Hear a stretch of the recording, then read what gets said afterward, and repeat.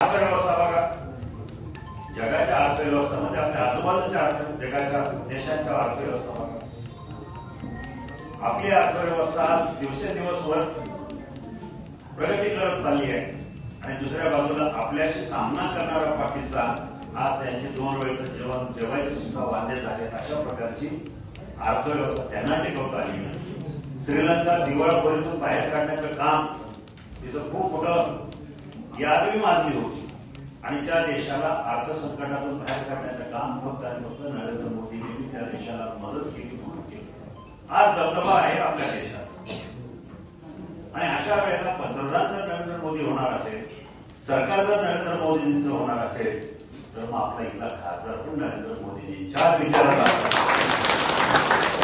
नाही तर काय होईल. गेले 5 वर्ष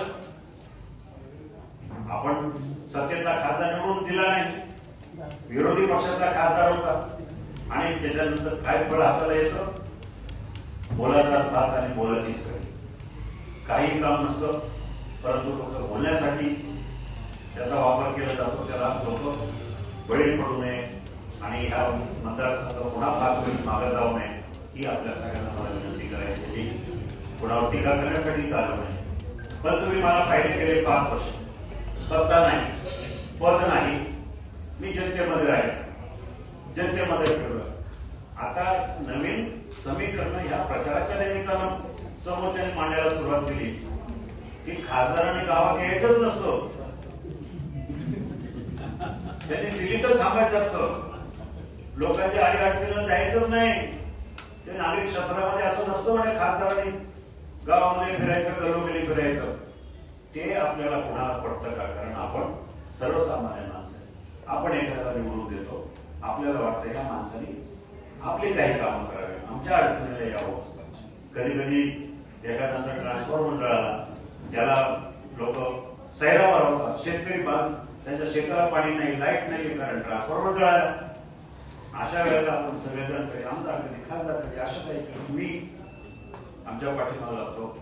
कामं जर झाली नाही तर खासदारांचा दावा घेतो. अशा वेळेला खासदारांनी म्हणायचं नाही रे बाबा, नागरिक शास्त्रात असं लिहिलेलं नाहीये.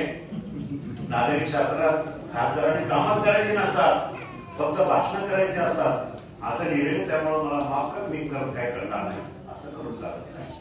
म्हणून मी आपल्याला सांगतो, 5 वर्ष तुमच्या समोर मी राहिले, गावागावामध्ये निधी वाटलाय.